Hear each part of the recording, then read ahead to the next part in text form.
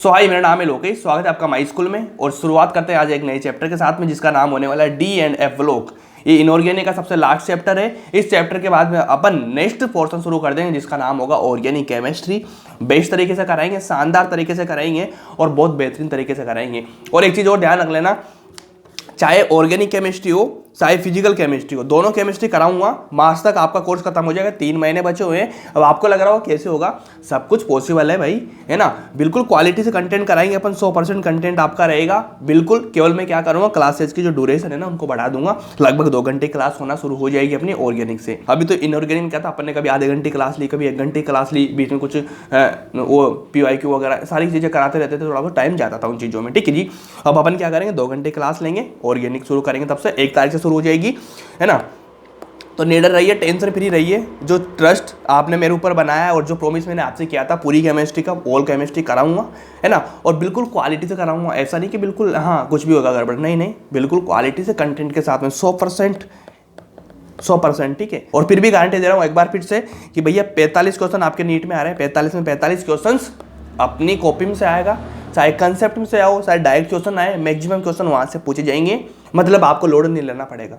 ठीक है। बिल्कुल सिंपल वे में आप करेंगे, कोई सा भी क्वेश्चन आए वाले से टेंशन नहीं लेना इस चीज़ को लेके, है ना। जितना ट्रस्ट मेरे पे बना रहे हो ना आप, उस ट्रस्ट का 100% नहीं 200% में देने के लिए कोशिश कर रहा हूँ चीज़ों के लिए, है ना। और जितनी मैं मेहनत कर रहा हूँ आपके लिए, उसको थोड़ा प्यार रखो उन चीज़ों पर, कोई दिक्कत वाली बात नहीं होगी यार।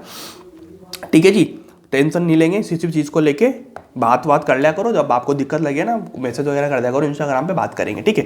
तो शुरू करते हैं। आज का चैप्टर कौन सा होने वाला अपना, डी एंड एफ ब्लॉक। ठीक है। तो हेडिंग डाल लेंगे आज के चैप्टर का नाम भैया, कौन सा, डी और एफ ब्लॉक।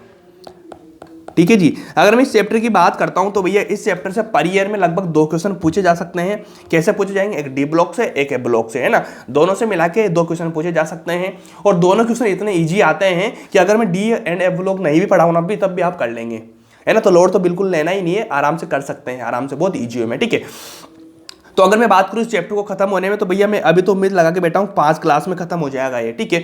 बिल्कुल क्वालिटी से एक एक पॉइंट कवर करके 5 क्लास में खत्म हो जाएगा। लेकिन वो क्लास कैसी होनी चाहिए, 2-2 घंटे की होना चाहिए, मतलब ना 1.5 घंटा 2 घंटे की। ठीक है जी। कभी कभी 1 घंटे की क्लास होगी तो मान लीजिए 5 से 6 लेक्चर भी जा सकते हैं यार, क्योंकि कभी कभी बीच में थोड़ी मेरी भी दिक्कत आ जाती है ना यार। मैं भी तो मेहनत करता हूँ ना।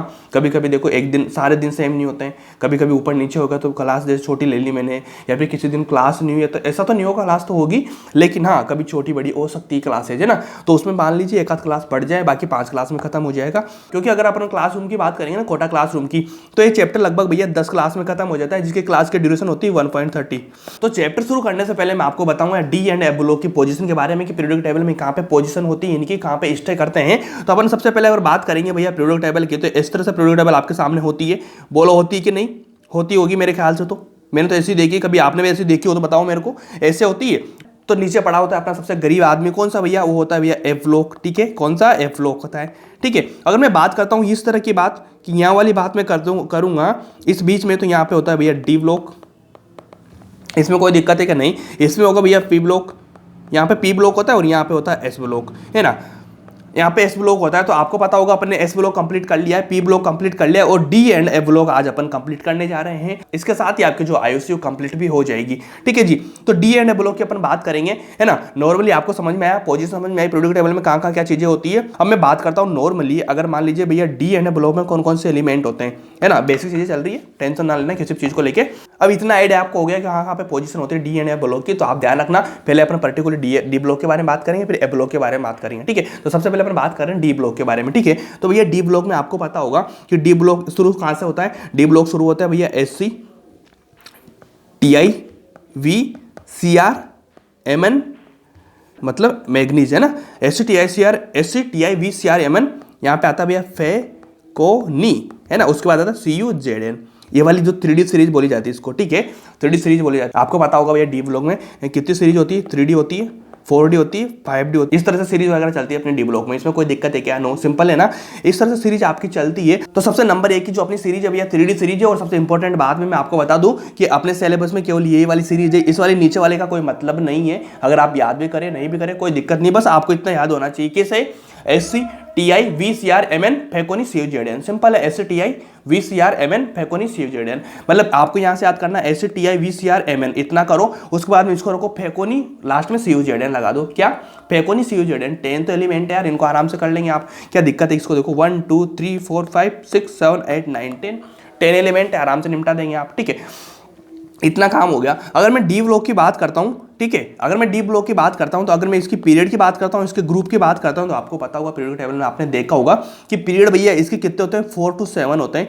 आपको पता होगा ना पीरियड कैसे जाते हैं भैया, कैसे जाते हैं, 1 2 3 4 ऐसे जाते हैं, ठीक है। तो आपको पता होगा 1 2 3 में नहीं आता डी ब्लॉक, लेकिन 4 से डी ब्लॉक स्टार्ट हो जाता है। लेकिन ध्यान रखना, जहाँ पे 4 पीरियड स्टार्ट हो रहा है वहाँ पे 3D सीरीज आती है, मतलब क्या, एक कम आती है, ठीक है ना। पीरियड से क्या होती है, एक कम आती है, ठीक है। क्या? पीरियड से एक कम आती है ना, 3D सीरीज आती है। 4 to 7 हो गया। अगर मैं बात करूं ग्रुप की, तो ग्रुप भैया देखो 1 2 में तो क्या होगा, एस ब्लॉक हो गया, ठीक है। तो यहाँ स्टार्ट कहाँ से होता है, 3 से होता है, 3 से शुरू होएगा, कहाँ तक जाएगा, 12 तक, मतलब 3 से 12 तक जाता रहता है ये। तो कितना जाएगा बताओ मेरे को, 4 से 7 जाएगा, लास्ट में कितना जाएगा, ग्रुप कितना होगा, 13 to 12 हो जाएगा। तो इसका ग्रुप क्या हो जाएगा, 13 to 12 हो जाएगा। आप एक बार पीरियड टेबल में देखना, जिसमें बता रहा हूँ सिंपल चीज है, टेंशन नहीं लेने का भाई, बिल्कुल इस तरह से चलता है अपना कौन सा, डी ब्लॉक। अगर मैं बात करता हूँ भैया डी ब्लॉक की, तो इसको क्या बोला जाता है, ट्रांजिशन एलिमेंट।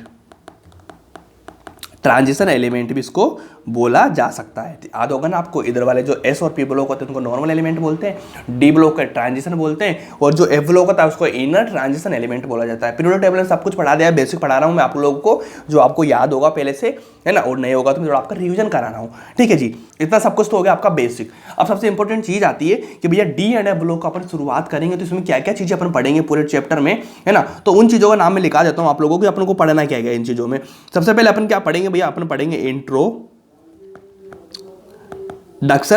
सबसे पहले अपन क्या पढ़ेंगे, इंट्रोडक्शन पढ़ेंगे। उसके बाद में अपन क्या पढ़ेंगे भैया, साइज पढ़ेंगे, ठीक है जी। उसके बाद में अपन क्या पढ़ेंगे, आई पढ़ेंगे, ठीक है। उसके बाद में अपन क्या पढ़ेंगे, अपन पढ़ेंगे एलओई पढ़ेंगे, ठीक है जी। उसके बाद में अपन पढ़ेंगे कैटालिटिक प्रॉपर्टी, ठीक है। क्या होता है भैया, कैटलिस्ट वगैरह डी ब्लॉक के मैक्सिमम होते हैं। आपको पता होगा ना कि कैटलिस्ट जहाँ पे रिएक्शन कराते हैं अपन, तो रिएक्शन कराने के लिए कैटलिस्ट की जरूरत पड़ती है ना, तो एक कैटलिस्ट मैक्सिमम बनाता है डी ब्लॉक, इसलिए कैटालिटिक प्रॉपर्टीज की मैक्सिमम होती है, इतना रख लेना। साथ में सबसे इंपॉर्टेंट एक और चीज है भैया, क्या, इंटरस्टेशियल कंपाउंड, है ना, इंटरस्टेशियल कंपाउंड बनाता है। इंटरस्टेशियल कंपाउंड क्या होते हैं, जैसे मान लीजिए कोई सा भी भैया ये यहाँ पे लेटिस होता है, ठीक है। अब इस लेटिस में, है ना, उसके जो एलिमेंट होते हैं छोटे छोटे, वहां से कुछ चीजें आएगी जो उसके बीच में जाके शिफ्ट हो जाएगी और वहां से एक अपना कंपाउंड बना लेगी, उसको बोला जाता है इंटरस्टेशियल कंपाउंड। हिंदी में बात करो तो इसको बोला जाता है अंतरकाशी कंपाउंड, अंतरकाशी यौगिक, है ना, अंतरकाशी यौगिक बोला जा सकता है उनको। ये वाला काम हो जाएगा, ठीक है जी। इसके बाद अपन करेंगे एमपी, उसके बाद अपन क्या करेंगे, डेंसिटी, ठीक है। तो ये वाले जो सारे टॉपिक है तो हो गए बेसिक टॉपिक्स, है ना, इनसे पूरा चैप्टर चलेगा। लेकिन सबसे इंपॉर्टेंट जो टॉपिक है अपने को, जहां से क्वेश्चन प्रायोरिटी मैक्सिमम होती है ना, वो सारा डी ब्लॉक इसी पे चलता है। मैक्सिमम जो पार्ट है डी ब्लॉक के लिए तो बेसिक है ना, इस चैप्टर को बनाने के लिए तो पहले आपको बेसिक पढ़ना पड़ेगा, ठीक है। उसके बाद जो मेन पॉइंट है ना, वो कौन कौन से जिनसे क्वेश्चन आते हैं, और ये आते हैं जिनसे क्वेश्चन आते हैं वो वाले हैं मैग्नेटिक प्रॉपर्टी। ये वाली चीज़ आपको इंपॉर्टेंट है, आना चाहिए, इनसे क्वेश्चन मैक्सिमम आएगा। मैग्नेटिक प्रॉपर्टीज होती है, ठीक है जी। साथ में होता है भैया कलर्ड नेचर, इनके कलर वगैरह के बारे में बात करेंगे अपन, ठीक है, कलर हो जाएगा। उसके बाद होता है ऑक्सीडेशन स्टेट, इनसे काम करेंगे अपन। 3 पॉइंट है, मैग्नेटिक प्रॉपर्टी, कलर्ड हो गया, ऑक्सीडेशन स्टेट हो गया, और इधर से मैं बात करता हूँ तो इसमें भैया ये 2 पॉइंट इंपॉर्टेंट है। अगर मैं इन बेसिक की बात करूँ तो ये 2 पॉइंट इंपॉर्टेंट है, साथ में ये 3 टॉपिक है जो आपको इंपॉर्टेंट बनाते हैं चैप्टर को, है ना। और एक छोटा सा और लिख लो यहाँ पे, ये वाली कंपाउंड है KMnO4, एक कंपाउंड है KMnO4, एक होता है भैया K2Cr2 इनके बारे में पढ़ेंगे अपन। बस इतना करो, ये वाला कर लेंगे, कंप्लीट है आपका चैप्टर, बहुत शानदार बना देगा, है ना। इस चैप्टर से क्वेश्चन आते हैं, मैक्सिमम क्वेश्चन यहाँ से पूछे जा सकते हैं, और ये वाले बेसिक है। तो इन सारे टॉपिक को अपन पढ़ेंगे 1 by 1, ठीक है। इसमें कोई दिक्कत नहीं होगी, चैप्टर समझ में आएगा आपको। बेसिक से पढ़ाऊंगा, अभी जितना पढ़ा है आपको केवल इंट्रोडक्शन दिया है, बेसिक तो अब स्टार्ट होगा, ठीक है जी। तो सबसे पहले अपन बात करते हैं भैया नंबर 1 का पॉइंट अपना जो था इंट्रोडक्शन के बारे में। इंट्रोडक्शन दूंगा मैं आपको चैप्टर का कि इंट्रोडक्शन क्या होता है, कैसे कैसे क्या क्या चीज़ें होती है, क्या क्या चीज़ें चलती है, हर चीज़ अपन बात करेंगे, आसानी से करेंगे, टेंशन नहीं लेने का, बिल्कुल मजा आपको आ जाएगा चैप्टर में, है ना। एनर्जेटिक रहिए, एनर्जी के साथ में काम करिए, काम होने वाला है, बिल्कुल चैप्टर खत्म होने वाला है, ठीक है। तो सबसे पहले शुरू करेंगे आज का इंट्रोडक्शन, ठीक है। तो अब आपके दिमाग में इतना ख्याल आ रहा होगा कि जब मान लीजिए मैं बात कर रहा हूँ किसकी डी ब्लॉक की, है ना, तो अगर मैं आपसे पूछूं कि भैया लास्ट इलेक्ट्रॉन जो होगा वो कौन से ऑर्बिटल में जाकर शिफ्ट होगा, इस ब्लॉक की मैं बात करूं, तो आपके दिमाग में इतना ख्याल आएगा, मैंने आपको पीरियोडिक टेबल में बताया था कि भैया जिस ब्लॉक में की बात कर रहे हैं लास्ट इलेक्ट्रॉन उसी ऑर्बिटल में जाके शिफ्ट होता है। लास्ट इलेक्ट्रॉन कहां पे जाके शिफ्ट होता है, उसी इलेक्ट्रॉन को उसी ऑर्बिटल में जाके शिफ्ट होता है। तो भैया इसमें डी ऑर्बिटल होंगे, तो डी ऑर्बिटल में जाके क्या हो जाएगा, लास्ट इलेक्ट्रॉन शिफ्ट हो जाएगा, लास्ट इलेक्ट्रॉन डी ब्लॉक में जाके शिफ्ट हो जाएगा, ठीक है। लेकिन आपको इतना पता होगा कि डी ऑर्बिटल में तो जाता है, लेकिन कौन से डी में जाता है, इतना आपको ध्यान रखना पड़ेगा, यहां से पॉइंट बनता है। तो लाइन लिखो कि जब लास्ट इलेक्ट्रॉन आप लेंगे, लास्ट इलेक्ट्रॉन कहां पे जाएगा, लास्ट इलेक्ट्रॉन इंटर इन n-1 डी सेल में। इसका मतलब आपको समझ में आया, किस में जाएगा भैया, डी में तो जाएगा, लेकिन किससे, n-1 डी में। मैंने आपको क्या बताया था कि भैया 1 2 3 4 5 6 7, ठीक है, 6 7 पीरियड आ रहे हैं, लेकिन आपको पता होगा डी ब्लॉक स्टार्ट कहां से होता है, 4 से, ठीक है ना, 4 से 5th में 6 में ऐसे जाता है, मतलब डी ब्लॉक स्टार्ट हो रहा है 4 से। लेकिन आपको पता होगा एन की वैल्यू क्या होती है, एन होता है भैया सबसे जो पीरियड होता है ना, सबसे मैक्सिमम नंबर होता है ना। लेकिन आपको पता होगा भैया कि जब 4 पीरियड चल रहा है तो 4 पीरियड में आती है 3D सीरीज, मतलब एक कम आ रहा है ना, इससे एक कम आ रहा है ना, तो जब मैं बात करूंगा 4 पीरियड की तो यहाँ पे एन की वैल्यू क्या रखूंगा, 4 रख दूंगा, ठीक है जी, 1 माइनस कर दूंगा, उसके बाद में डी लगा दूंगा, तो कितना होगा 3D, ठीक है। अगर मैं बात करूंगा 4D की बात, 4D सीरीज की, तो 4D सीरीज कहां पे आएगी, 5 में, तो मैं क्या लिखूंगा यहाँ पे, n की वैल्यू 5 लिखूंगा, 1 लिखूंगा, d लगा दूंगा, तो यहाँ पे कितना बन गया 4D सीरीज में। तो 4D सीरीज में जा रहा है, 3D सीरीज में जा रहा है ना, तो अगर मैं d लिखूंगा तो भैया यहाँ तो 5D हो जाएगा, ये तो गलत हो जाएगा ना काम आपका। तो इसलिए भैया किस में जाता है ये, तो इसलिए भैया ध्यान रखना n-1, कितना n-1, ऐसे भी नॉर्मली आप ध्यान रखो कि 4 से शुरू होता है ना, और वहां पे आता है 3D, मतलब एक कम है, तो आप ऐसे भी दिमाग लगा सकते हैं ना, कोई टेंशन लेने वाली किसी भी चीज की जरूरत नहीं है, ऐसे चीजें चलेगी आराम से। तो मैं सिंपली बात करता हूं आप लोगों से 3D सीरीज की, ठीक है जी। 3D सीरीज को अपन पूरा लिखेंगे। 3D सीरीज मैंने आपको बताई थी क्या थी, ये होती है भैया SCTIVCRMN होते हैं, 5 हो गए, बिल्कुल 5 अपन यहाँ पे लिखा, 5 मैं नीचे लिखूंगा, पहले 5 के बारे में बात करेंगे। SCTIVCRMN होगी, इसमें कोई दिक्कत, मेरे ख्याल से कोई दिक्कत नहीं होगी, आराम से आप चीजें कर लेंगे, बहुत इजी है में, ठीक है जी। SCTIVCRMN होगी, उसके बाद में मैंने क्या बताया था, मैंने बताया था भैया फैकोनी, उसके बाद में CU, उसके बाद में ZN, क्या 10 हो गया आपके पास में 3D सीरीज में, है ना। SCTIVCRMN फैकोनी CU ZN हो गया, 10 हो चुके, बिल्कुल आपके दिमाग में आ रहा होगा कि हाँ बिल्कुल मेरे को याद है। अब इसकी मैं बात करूंगा किसकी, इलेक्ट्रॉनिक कॉन्फ़िगरेशन की बात करूंगा। तो सबसे पहले मेरे को इतना बता दीजिए आप कि Sc का एटॉमिक नंबर कितना होता है, आप बोलेंगे भैया 21 होता है, इसका कितना होता है 22 होता है, इसका 23 होता है, इसका 24 होता है, इसका 25, इसका 26, इसका 27, इसका 28, इसका 29, इसका 30 होता है। तो 21 से 30 तक जा रहा है इसका एटॉमिक नंबर। जब अपन बात करेंगे इलेक्ट्रॉनिक कॉन्फ़िगरेशन की, तो आपको ध्यान होगा कि इलेक्ट्रॉनिक कॉन्फ़िगरेशन लिखने के लिए अपन जो इनर्ट गैस होती है उसके बाद से लिख सकते हैं। तो इसका पहले इनर्ट गैस कौन सी आ रही है, आपको पता होगा कि 18 नंबर की ऑर्गन आ रही है, ऑर्गन आ रही है भैया 18 नंबर की, तो अपन 18 के बाद का लिख देंगे, क्योंकि यहाँ पे अपन ऐसे लिख देते ना ऑर्गन, उसके बाद अपन लिखेंगे 3D, कितना लिखेंगे, बोलो सिंपल बोलो, 3D1 हो जाएगा, 4s2 हो जाएगा, मतलब s में पहले जाएगा ना। अब आपको पता होगा क्योंकि यहाँ पे भैया कितना आ रहा है, ऑर्गन आ रहा है ना। अब आपको पता होगा हीलियम, नियोन, आर्गन, मतलब 3 तक जा चुका है, ठीक है ना, 3rd पीरियड तक जा चुका है। अब 4th पीरियड का अपन लिखना होगा इलेक्ट्रॉनिक कॉन्फ़िगरेशन, तो 4s से शुरू होगा, लेकिन 4s के साथ में 3D आएगा, 4D तो नहीं आएगा ना, 3D आएगा। तो भैया D में कितना 1 इलेक्ट्रॉन, यहाँ पे कितना 2 इलेक्ट्रॉन, इस तरह से चलेगी चीजें।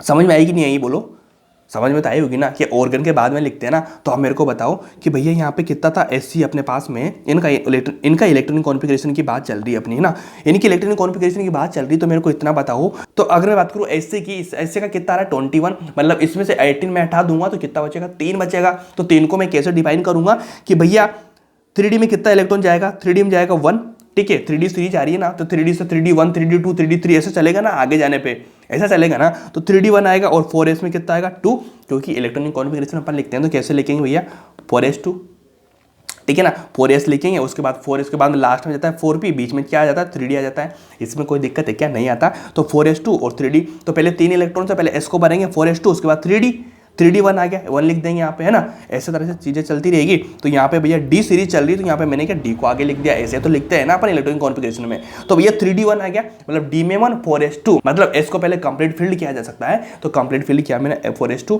3D1 आ गया, इसमें कोई दिक्कत नहीं होगी।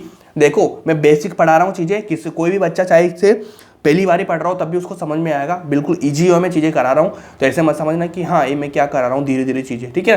तो ध्यान रखना, बेसिक चीज़ों से आपके कंसेप्ट बनते हैं, ये कंसेप्ट ही आपको स्ट्रॉन्ग बनाते हैं। अगर मैं डायरेक्ट पढ़ाऊंगा तो आपको समझ में नहीं आएगी चीज़ें। तो 3D1 हो गया, 4s2 हो गया, इतना हो गया, इसमें कोई दिक्कत नहीं। अब मैं यहाँ से डायरेक्ट लिख सकता हूँ क्या, 18 के बाद में कितना 3 था, अब यहाँ पे कितना 4 बचा, तो मैं क्या लिखूंगा, 3D में कितना जाएगा भाई, 3D में 2 जाएगा और 4s में 2 रहेगा, क्योंकि 4s में मैक्सिमम 2 इलेक्ट्रॉन आ सकते हैं, उभर गए, और D में तो बढ़ता जाएगा, D में 10 तक जा सकता है ना, 10 तक जा सकता है ना। 3D2 हो गया, इसका मैं लिखूंगा यहाँ पे 23 से, मतलब 5 हो गया, तो भैया 5 में क्या जाएगा, यहाँ पे 3D3 आ जाएगा, 4s2 आ जाएगा। यहाँ पे 3D से यहाँ पे कितना जाएगा, 3D4 आ जाएगा, यहाँ पे कितना आ जाएगा, 4s2 आ जाएगा, ठीक है।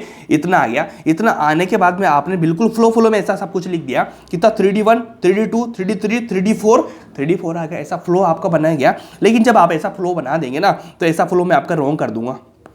जब आप ऐसा फ्लो बनाएंगे तो मैं ऐसा फ्लो आपका रॉन्ग कर दूंगा। रॉन्ग कैसे करूंगा, ध्यान रखना, क्रोमियम का ये वाला नहीं होता है। क्रोमियम का हमेशा क्या रखेंगे, आप क्या रखेंगे बोलो, 3D5 4s1 हो जाता है। ऐसा क्यों होता है, इसके पीछे मैं रीजंस बता दूंगा आप लोगों को, टेंशन ना लेना किसी भी चीज को। लेकिन इसका कॉन्फ़िगरेशन की बात चल रही है, तो इस कॉन्फ़िगरेशन को इस तरह से लिखेंगे, काम आपका बनेगा, नो टेंशन किसी भी चीज को लेके। क्या इस तरह से काम बन गया कि आपका बन गया बिल्कुल। अब आगे जाएंगे तो आगे आपको ऐसा नहीं करना कि 5 आ गया, यहाँ पे 3D5 आ गया, ठीक है ना। तो 3D5 आ गया तो यहाँ पे 3D6 लिख देंगे, नहीं 3D6 नहीं लिखना है, आपको चलना तो इस हिसाब से ये, लेकिन यहाँ पे तो क्या कट के कर दिया, एक्सेप्शन बन गया है इस तरह से, ठीक है। अगर मैं बात करता हूँ Mn की, तो Mn में भी 25 पर 7 इलेक्ट्रॉन्स आ गए, तो यहाँ पे मैं क्या करूँगा, 3D5 और 4s2 चला जाएगा, 7 इलेक्ट्रॉन्स आ चुके क्या, कि इसमें कोई दिक्कत, मेरे ख्याल से कोई दिक्कत नहीं होगी, आराम से काम कर लेंगे आप, नो टेंशन, है ना। उसके बाद मैं Fe की बात करूंगा, तो Fe में कितना जाएगा भैया, 3D5 आ रहा था, 3D6 आ गया, 3D6 का कितना 4s2 आ गया, ठीक है। यहाँ पे कितना लिखूंगा मैं, 3D7 4s2 लिख दूंगा। यहाँ पे कितना लिखूंगा मैं बताओ, 3D8 4s2 लिख दूंगा। इसमें कोई दिक्कत है क्या, आराम से काम हो रहा है कि नहीं हो रहा आपका, बिल्कुल ईजी में हो रहा है। तो 3D8 आ गया, 3D8 आते तो मैं वापस से क्या लिखूंगा, 3D9 4s2 लिख दूंगा, ठीक है जी। इसका कितना लिख दूंगा मैं, 3D10 4s2।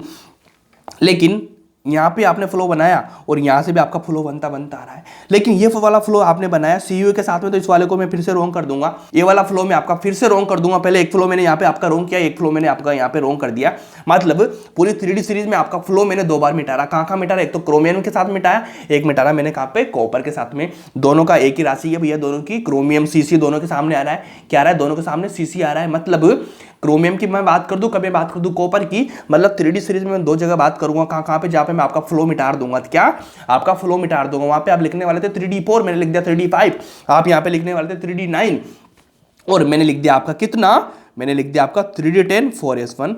मतलब आपका फ्लो मिटाने में मैं कोई कमी नहीं छोड़ता हूं भाई, ठीक है। जब मैं आपका फ्लो मिटा दूंगा तो आपका नंबर बढ़ेगा, ध्यान रख लेना। जब भी मैं आपके साथ की गलती पकड़ूंगा, जब भी मैं आपकी गलत करने की कोशिश करूंगा, वहां पे आपका नंबर बढ़ेगा, आपका नुकसान नहीं होगा। अगर मैंने आपकी गलती पकड़ने की कोशिश ना की, आपने यहाँ पे लिखवा दिया आपसे 3D4, तो फिर यह नंबर नहीं बढ़ेगा, है ना, बाकी लोगों से आप पीछे रह जाएंगे। तो इसलिए 2 जगह ध्यान रखना पड़ेगा।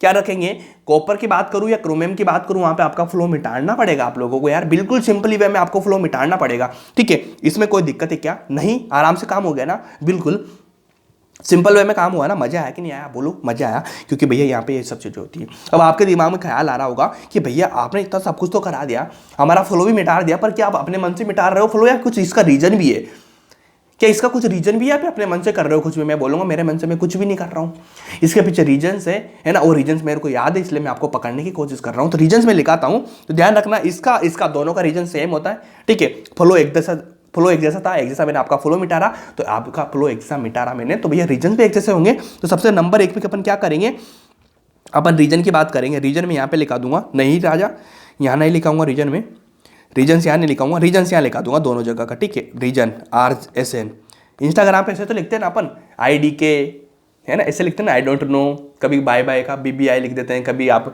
टेक केयर होता TC लिख देते हैं, लिखते हैं ना, गुड नाइट का GN लिख देते हो, गुड मॉर्निंग का GM लिख देते हो। तो भैया मैं भी ऐसे चलूंगा, रीजन नहीं लिखूंगा, RSN लिख दूंगा, मतलब रीजन आपको समझना पड़ेगा, ठीक है। तो रीजन क्या होते हैं भैया, इसके रीजन तो होते हैं कि आपको इतना दिख रहा होगा मेरे ख्याल से कि 3D4 आ रहा है और यहाँ पे 3D5 आ रहा है, तो 3D5 भैया हाफ फील्ड है कि नहीं, हाफ फील्ड रहेगा। तो हाफ फील्ड मैंने बताया था, हाफ फील्ड हो या फुल फील्ड हो, ये ज़्यादा स्टेबल होते हैं नॉर्मल एलिमेंट के जो कॉन्फ़िगरेशन होता है उससे। मतलब यहाँ पे आपको 3D4 है ना, अगर मैं यहाँ से एक इलेक्ट्रॉन ले लेता हूँ, तो अगर मैं से एक इलेक्ट्रॉन लेने के बाद मेरा हाफ फील्ड बन रहा है, मतलब 3D5 बन रहा है, तो इसमें क्या बुराई है, मैं अपनी स्टेबिलिटी गेन कर लूंगा, स्ट्रॉन्ग बन जाऊंगा। तो स्ट्रॉन्ग बनने के लिए लोग इधर उधर से थोड़ा बहुत कुछ ले ले तो क्या फर्क पड़ेगा भाई, नहीं पड़ेगा। तो यहाँ भी 3D5 बना, मतलब हाफ फील्ड बना, और यहाँ पे तो भैया फुल फील्ड हो गया इसका। तो फुल फील्ड तो हो जाता है, स्ट्रॉन्ग हो जाएगा। तो इसने यहाँ से एक इलेक्ट्रॉन लिया, अपना फुल फील्ड किया, यहाँ से इतने एक इलेक्ट्रॉन लिया, अपना हाफ फील्ड लिया, तो इसका यहाँ पे कंप्लीटली हाफ फील्ड और फुल फील्ड हो गया। होने के बाद में इसने अपनी स्टेबिलिटी गेन कर ली। तो ये रीजन है इसका। रीजन क्या लिखाएंगे भैया, रीजन लिखेंगे half field, half and full, दोनों का रीजन लिखकर half and full field, half and full filled सब सेल। सब सेल ही है ना भैया, डी वाला सब सेल होता है। सेल क्या होता है, 3-4 नंबर लिखे होते हैं, उनको सेल बोला जाता है। और जो डी एस पी वगैरह जो भी आते हैं ना तुम्हारे चारों, वो क्या होते हैं, सब सेल होते हैं। तो मैंने क्या लिखा, half and full filled subshell, more stable, right, more stable. ठीक है, इसमें कोई दिक्कत नहीं होगी, है ना। एक तो रीजन ये होता है, एक सेकंड नंबर का रीजन होता है कि भैया इनकी क्या होती है, मैक्स एक्सचेंज एनर्जी, है ना। अब मैं बात करता हूं भैया मैक्स एक्सचेंज। अब आपके दिमाग में ख्याल आ रहा होगा कि भैया हाफ एंड फुल फील्ड के बारे में तो हम समझ चुके हैं, लेकिन मैक्स एक्सचेंज एनर्जी क्या होती है। मैं बोलूंगा भैया नीट आपके 2022 का जो क्वेश्चन था, 2022 का जो नीट था आपका, उसमें इसी बेस पे क्वेश्चन आया है ना। यही चीज के बारे में पूछा था आपको, है ना। उसका रीजन आंसर यही था, जो क्वेश्चन आया उसका रीजन क्या था, ये वाला था, मैक्स एक्सचेंज एनर्जी। बच्चों को कहीं भी नहीं पढ़ा होगा, बहुत कम बच्चों ने पढ़ा होगा, ठीक है। और ये मैक्सिमम बच्चों का क्वेश्चन रॉन्ग भी हुआ था, ठीक है, ठीक है जी। और मेरा नहीं रॉन्ग हुआ, मेरे को आती है चीज, मेरा रॉन्ग नहीं हुआ भाई, कोई दिक्कत वाली बात नहीं है ना। इस बार मेरा है ना 175 स्कोर था, कितना 175, एक क्वेश्चन रॉन्ग हो गया था मेरा, 175 था इस बार में, ठीक है। नहीं तो इस बार है ना, अगर इस बार भी 180 आ जाता ना भैया, तो 4 बार हो जाता अपना, 4 बार कितना 180 स्कोर हो जाता। लेकिन कोई बात नहीं है, अपन तो 3 बार में खुश हैं। क्या करना है, आप आपके दिलवाएंगे ना, पर 180 आपके दिलाएंगे, नो टेंशन हो। 175 भी कोई कम थोड़ी होता है भाई, एक क्वेश्चन तो गलती हो जाता है, इंसान से इधर उधर निकल जाता है गलती में थोड़ा बहुत, तो है ना। मैं भी निकल गया इधर उधर थोड़ा सा, ठीक है, जल्दीबाजी में हो गया था, क्योंकि लास्ट के टाइम आपको पता है, मैंने बताई थी ना चीज़, कि लास्ट के टाइम मेरे पास टाइम कम बचा था, बायो मेरा खा गया था टाइम, है ना। तो बायो टाइम खाने के बाद में मेरे पास कम टाइम बचा, तो केमिस्ट्री अपना फेवरेट था, इसको मैंने स्पीड में कर दिया। लेकिन बायो फिजिक्स तक पहुँचते पहुँचते थोड़ा सा मेरा टाइम कंज्यूमिंग थोड़ा है ना ज़्यादा हो गया चीज़ों को लेके, तो इसलिए थोड़ा सा रह गया मैं चीज़ों। नहीं तो इस बार मेरा अच्छा स्कोर आ जाता, आराम से 600 क्रॉस हो जाता ईजी वे में, क्योंकि फिजिक्स का बहुत इजी पेपर था, और फिजिक्स मेरी अच्छी, केमिस्ट्री अच्छी है, बायो ने मेरे को फंसा दिया साली ने, ठीक है। कोई दिक्कत नहीं है, पर इतना करो आप, तो मैक्स एक्सचेंज एनर्जी होती है। अब बात करें अपन मैक्स एक्सचेंज एनर्जी, मतलब एक्सचेंज कैसे होता है एनर्जी का, तो सबसे पहले मैं बात करूंगा इसकी 3D5 की, ठीक है। तो 3D5 की मैं बात करूँ, है ना, तो इतना मेरे को बता दीजिए कि भैया 3D4 से इसने 3D5 के बनाने के पीछे इनका क्या रीजन था। इसका रीजन था, जैसे मैं लेता हूँ यहाँ पे ए वाली चीज़ लो, ये 2 ऑर्बिटल आपके पास में भैया 1 2 3 4 है ना, 1 2 3 4 5 हो गया ना, 1 2 3 4 5 1 2 3 4 डी की बात चल रही है। तो यहाँ पे कितना था भैया, 4D वाली में बात कर रही थी, मतलब यहाँ पे कितने इलेक्ट्रॉन थे 4D, यहाँ पे कितने थे 5D इलेक्ट्रॉन, है ना। 4D इलेक्ट्रॉन 5D इलेक्ट्रॉन, मतलब 4 इलेक्ट्रॉन डी में 5 इलेक्ट्रॉन। तो 4 इलेक्ट्रॉन में कैसे भरूंगा, 1 2 3 4 हो गया, ठीक है जी, 4 हो गया। लेकिन इसने 4 से शिफ्ट कहाँ पे किया, 3D5 पे, मतलब 5 इलेक्ट्रॉन पे शिफ्ट किया। तो कितना 1 2 3 4 5, जब यहाँ पे 5 इलेक्ट्रॉन्स आ गए, तो मैंने बोला इसकी स्टेबिलिटी ज़्यादा है, हाफ फील्ड हो गया। लेकिन मैक्स एक्सचेंज एनर्जी का मतलब क्या होता है, इसकी एनर्जी एक्सचेंज कैसे हो रही है। तो इसकी एनर्जी एक्सचेंज हो रही है भैया, मैं बताऊँ एक्सचेंज एनर्जी कैसे होती है। सिंपल बोलो कि अगर मान लीजिए अगर मान लीजिए ये वाला जो इलेक्ट्रॉन्स है भैया मेरे पास में, ये वाला इलेक्ट्रॉन्स, तो ये किसके साथ में बॉन्ड बना सकता है, इसके पास में बॉन्ड बना लेगा, इसके साथ में कंपेयर हो सकता है, इसके साथ में पेयरिंग कर सकता है। याद रखना, एक इलेक्ट्रॉन केवल एक ही बार पेयर कर सकता है किसी के साथ में, 2-3 बार नहीं करेगा, उसको एक्सचेंज एनर्जी नहीं बोला जा सकता, क्योंकि वो सेम हो जाएगा। तो आपको क्या ध्यान रखना है कि यहाँ से एक इलेक्ट्रॉन गया, यहाँ पे इसने पेयर किया, एक बार कर लिया, तो ये वाला इलेक्ट्रॉन यहाँ से इसके साथ में पेयर कर सकता है क्या, बोलो, कर सकता है ना। 2 बार कर लिया पेयर, कितनी बार किया, 2 बार पेयर किया। इसके मैं ट्रिक बता दूंगा, शॉर्ट ट्रिक, ठीक है ना। शॉर्ट ट्रिक में मैं आपको बता दूंगा कि इसने 2 बार पेयर किया है क्या, ये वाला इसके साथ भी पेयर कर सकता है भैया, इसके साथ क्या दिक्कत है, इसके साथ कर सकता है ना, इसमें कोई दिक्कत नहीं होगी मेरे ख्याल से, आराम से पेयर कर रहा है। क्या प्रॉब्लम है भाई, कोई प्रॉब्लम नहीं है ना। यहाँ पे पेयर किया, अगर मैं मान लूँ कि भैया यहाँ से इधर भी जाएगा तो यहाँ से भी पेयर कर लेगा, तो इसने कितने पेयर करिए भैया, 4 पेयर कर लिए इसने, कितने कर लिए, 4 पेयर। क्या सेम आ रहा है क्या, बिल्कुल भी नहीं आ रहा है ना। अब मैं बात करता हूँ यहाँ से कहाँ से बात करूँगा, इधर से भी कर सकता हूँ, लेकिन उसके पहले मैं आपको एक चीज़ बता दूँ कि भैया ऊपर वाले की अगर मैं बात करूँ तो ये वाला कहाँ पेयर करेगा, एक बार किया, दो बार किया, तीन बार किया, तीन पेयर आ गए ऊपर में, इसके कितने आए, चार पेयर आए। अगर मैं बात करता हूँ नीचे वाले की तो ये वाला इलेक्ट्रॉन रहेगा, कौन सा वाला, ये वाला इलेक्ट्रॉन रहेगा, चेंज करता हूँ पेन हल्का सा, कि ये वाला इलेक्ट्रॉन रहेगा, इसके साथ पेयर हो रहेगा, नहीं हो रहा, कि इसके साथ तो पहले पेयर हो चुका है, इसका हो चुका है ना पहले ही पेयर, तो जब इसके साथ में पेयर हो चुका तो नहीं होगा। लेकिन भैया ये वाला और इसका पेयर तो अभी तक नहीं हुआ, तो ये किसके साथ पेयर कर लेगा, 1 कर लेगा, ठीक है जी, ये किसके साथ कर लेगा, इसके साथ भी कर लेगा, 2 पेयर हो गया कि नहीं हो गया, बोलो, 2 पेयर हो गया। अब मैं बात करता हूँ इस वाले इलेक्ट्रॉन की, तो इसके साथ तो पेयर हो गया, लेकिन इन दोनों का पेयर तो अभी तक भी बाकी है ना, तो इसने इसके साथ भी पेयर कर लिया। तो मेरे को बताओ कि 3 ऊपर हुए, उसके बाद 2 हुए, उसके बाद कितने हुए, 1 हुआ, तो टोटल पेयर कितने हो गए भैया, टोटल कितने हो, मतलब एक्सचेंज एनर्जी की बात कर रहा हूँ, 3 हो गया, उसके बाद 2 हो गया, उसके बाद 1 हो गया, तो टोटल की मैं बात करूंगा तो कितना हो गया, 6, कितना हो गया भैया, 6 हो गया। मतलब इसकी कोई एनर्जी जो एक्सचेंज हो रही है वो 6 बार हुई है, 6 बार हुई। समझ में आया ना आप लोगों को, समझ में आया ना आप लोगों को, नहीं आया तो मैं और समझाऊंगा, अभी रुको कैसे होता है एक्सचेंज एनर्जी वाला का कंसेप्ट बता रहा हूँ अभी, इसको यहाँ पे समझ लो। क्या अपने पास में देखो, इसने किया 1 2 3 4 5 हो गया, ठीक है ना, मतलब 4 बार हो रहा है, ठीक है ना, ट्रिक बताऊंगा तो आपको समझ में आ जाएगा सब कुछ, ठीक है, कैसे निकालना है अभी समझ लो।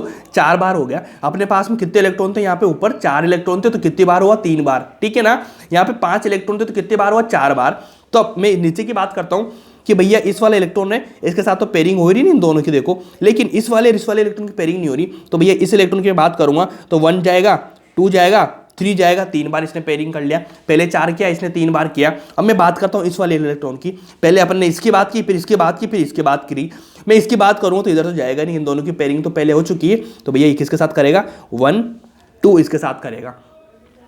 ध्यान रखना, पहले 4 फिर 3 फिर 2, पेयरिंग हुई कि नहीं हुई, हो गई, आराम से हो गई, ठीक है। उसके बाद मैं बात करूंगा इस वाले इलेक्ट्रॉन की, तो ये किसके साथ पेयरिंग करेगा, इसके साथ में पेयरिंग करेगा, ठीक है, एक के इलेक्ट्रॉन के साथ में, इसके साथ तो देखो ये वाली पेयरिंग तो हुई है ना, इन दोनों की पेयरिंग तो होगी, पहले हो गई ना। तो भैया इसका बताओ मेरे को, इसका कितनी बार पेयरिंग हुआ, 4 बार हुआ, फिर 3 बार हुआ, फिर 2 बार हुआ, फिर 1 बार हुआ, तो भैया कितने टोटल हो गया, काउंट बताओ, काउंट बताओ कितना होगा, 10। तो मेरे को इतना बता दीजिए कि मैं 4D की बात करूँगा तो यहाँ पे 6 एक्सचेंज थे और यहाँ पे कितने हो गए, 10 एक्सचेंज हो गए। तो एक्सचेंज किसकी ज़्यादा हुई, इस वाले के नीचे की, तो स्टेबिलिटी इसकी ज़्यादा हो गई। इस तरह से एक्सचेंज वाला कंसेप्ट चलता है, ठीक है ना। अब इसमें कोई दिक्कत मेरे ख्याल से नहीं आई होगी, ये वाला एक्सचेंज वाला कंसेप्ट ये वाला था, ये इजी में आप कर पाएंगे, टेंशन किसी भी चीज़ की नहीं लेनी है, बहुत इजी में काम हो जाएगा, है ना। इतना तो सब कुछ आपका हो गया। अब आपको एक्सचेंज एनर्जी में बहुत अच्छे से एक बार और बता देता हूँ, बहुत इंपॉर्टेंट कंसेप्ट है भाई, यहाँ से क्वेश्चन मैक्सिमम आते हैं और बच्चे को उलझ जाते हैं क्वेश्चन, है ना। इस चीज़ को समझने की कोशिश करना। अब इस पेज में आपको मैं ट्रिकी बताऊँगा, आपको क्या बताऊँगा, मैं आपको ट्रिकी बताऊँगा और अच्छे समझा भी दूंगा। वहाँ पर जगह कम थी ना, ये वाला लो, ठीक है, ये वाला लिया मैंने, बड़ा बड़ा ले लिया ना मैंने आराम से, 1 2 3 4 5, मतलब डी ऑर्बिटल बना रहे ना अपन, 1 2 3 4 5, 3 4 5 हो गए, ठीक है। अब देखो वही बताऊंगा सेम, 1 2 3 4, 4 इलेक्ट्रॉन थे 3D में, कितने 3D में, मतलब 4 इलेक्ट्रॉन थे, मतलब 4D की बात कर रहे थे अपन, किसकी, डी में कितने इलेक्ट्रॉन थे, 4 इलेक्ट्रॉन थे ना, और यहाँ पे डी में कितने इलेक्ट्रॉन थे, 5 इलेक्ट्रॉन। यहाँ भी ऐसे लिखना भाई, नहीं तो आप सोच लेंगे 4D सीरीज है ना, आप क्या सोच लेंगे, 4D सीरीज सोच लेंगे, तो नहीं सोचना, ऐसे लिखो, क्या लिखिए, डी में कितने 4, यहाँ पे डी में कितने 5 इलेक्ट्रॉन, इस तरह से लिखो, ठीक है जी।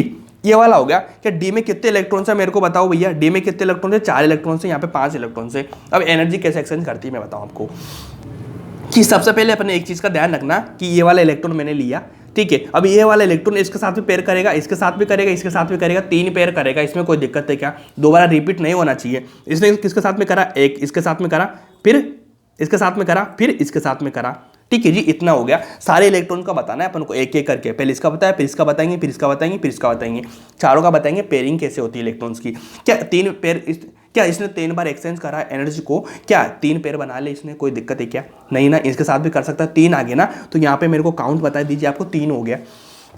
उसके बाद मैं अगले इलेक्ट्रॉन की बात करता हूँ, इस वाले की, किसकी बात करूंगा मैं, इस वाले की मैं बात करूंगा, इस वाले की, ठीक है ना। तो भैया इसका और इसका तो पहले से कंप्लीट हो रहा है, देखो ये वाला 1, ये वाला हो रहा है इसका, लेकिन क्या इन दोनों का पेयर हो रहा है कि नहीं हो रहा है ना इन दोनों का, तो याद रखना हमेशा एक इलेक्ट्रॉनों को आगे बढ़ते जाना, पीछे वाला छोड़ते जाना, ये भी ट्रिक है।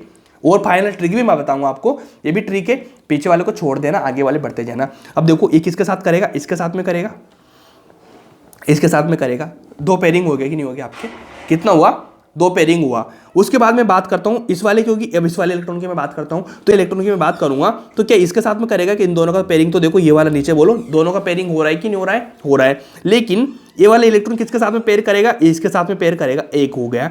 तो अब मेरे को इसका काउंट बताओ, ये 3 यहाँ से, पिंक वाले कितने हैं, 2 हैं, और ग्रीन वाला कितना, 1 वाला है। तो टोटल मैं बात करूँ तो कितना, 3 2 1, टोटल कितना हो गया, 6 हो गया, है ना। इसमें कोई दिक्कत है क्या, सिंपल समझ में आया ना। अब इसका समझो बहुत इजी वे में, ये बड़ा वाला थोड़ा सा बड़ा है ना, 1 2 3 4 5। अब अपने पास में कितने इलेक्ट्रॉन्स आए, 5 इलेक्ट्रॉन्स अपने पास में आ चुके हैं। जब 5 इलेक्ट्रॉन अपने पास में आ चुके हैं तो सबसे पहले भैया ये वाला किसके साथ में करेगा, इसके साथ में, ये वाला इसके साथ में, ये वाला इसके साथ में, ये वाला इसके साथ में।